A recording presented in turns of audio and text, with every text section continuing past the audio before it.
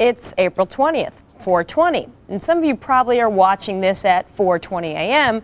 For some of you, that may mean something, but there are a lot of you probably saying, so what? And the truth be told, most of us around here didn't know what 4:20 signified until we saw it this week on a primetime show on another network, and it wasn't even an Aaron Sorkin show. If you know what 4:20 is, you're laughing right now. So we invited someone in to explain. He is Stephen Hager, the editor-in-chief of High Times magazine. I was born and grew up in a small town in Illinois, a university town called Champaign-Urbana.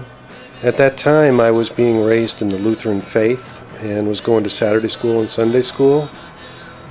And I got to talk to the pastor one day, and I asked him what was going to happen to all the Jews and the Buddhists and the people in Africa. And he told me they were all going to hell. And I went home and I told my parents I wouldn't go back to that church anymore, because in my heart, I could not believe what that guy was saying. Baby, what am I gonna do? Baby, what am I gonna do? Baby, what am I gonna do with you? And I entered Urbana High School in 1966 at the age of 15. After I kind of lost faith in Christianity, I was looking for something, and I was reading all these books by Jack Kerouac and Ken Kesey, and I think the most important book was probably Tom Wolfe's account of Ken Kesey and the Merry Pranksters. I ended up going to San Francisco, and LSD was unheard of in Champaign-Urbana. So me and my friends, we became the first people in our high school to actually take LSD and smoke marijuana.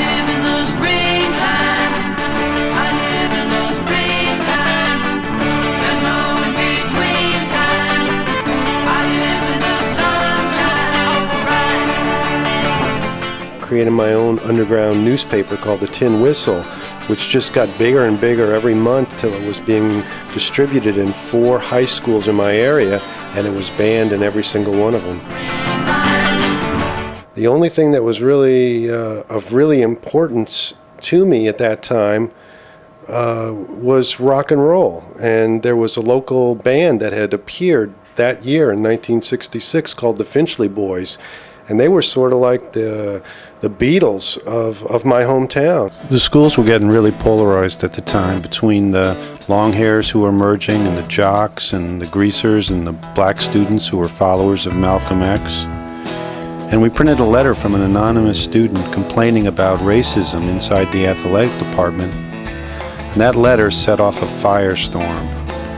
The athletic director and football coach, Smitty, called a meeting of all the lettermen in school and told them he wasn't a racist. In fact, he put more niggers through college than any other coach in the state. Jim Wilson, who was the starting tight end as well as the place kicker, was an old friend of mine. So he got blamed for writing that letter, even though he was not the author of the letter. And it ended his football career.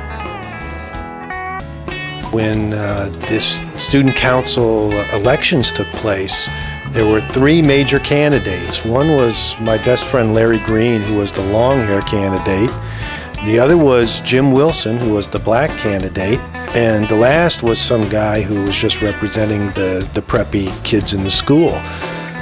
And when Larry Green got up to make his announcement, he ended up just reading a beatnik poem by Shel Silverstein. And then he threw his votes to Jim Wilson. It ended up Jim got elected, and he was the first black ever elected to the student council. Jim organized a race awareness event. Every student in the school filled out a survey on racial attitudes, and then some of the comments were read out loud in front of the entire student body. The event revealed that racism was rampant. I became an event promoter and started creating rock shows in order to help raise money to pay the publishing costs for the Tin Whistle.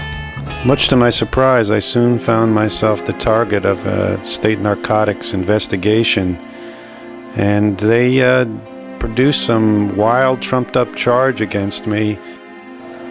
I responded by running an interview with the informant who had set me up on the charges. Good morning, Stephen. Hi. Good So morning. on Boston Public, on this television show, there was this big controversy about the 420 Club and the kids being involved in 420. And we didn't know what the number 420 meant, but apparently it's got some signification with marijuana use, right? Yeah, it's been a code word for many years inside the counterculture. It's as a code for marijuana. Now, what is it? Where did it come from? It actually came in 1971. Six students at San Rafael High School invented it. And it just sort of spread through the Grateful Dead underground for many years. And then High Times discovered it. And once we started publicizing it, it really went global. So what's so special about the numbers 420? Well, they picked 420 because it was the time of day they were going to meet to go look for an abandoned pot patch that they found a treasure map to.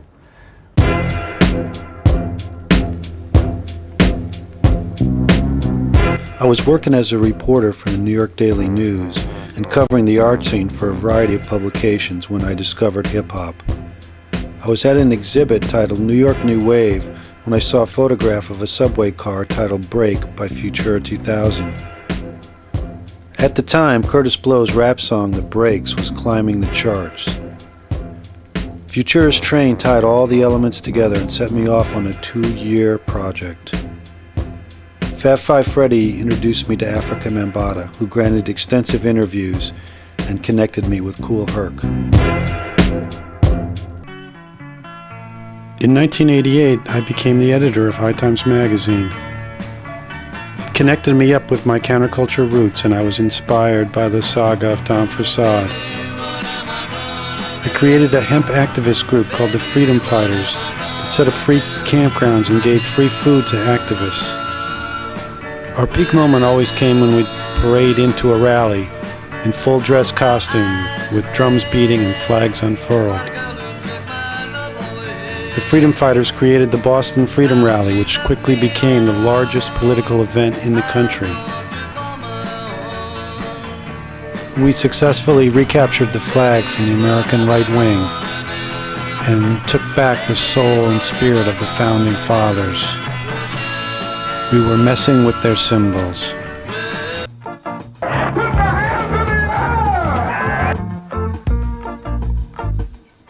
He put the red snapper in the Cincy butter, makes the young girl's heart go a-flutter.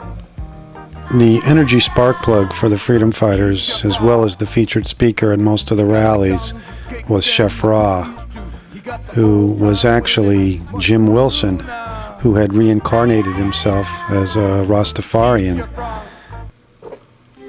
Unfortunately, the Freedom Fighters became the subject of an intensive Secret Service investigation. The West Virginia leader, Roger Belknap, was railroaded into jail, while some other state leaders had their homes broken into and their membership information removed. Things got so hot that I gave the membership list of several thousand names to Normal and stopped organizing political rallies. Instead, I wanted to concentrate on ceremonial events that would document the use of cannabis as a spiritual tool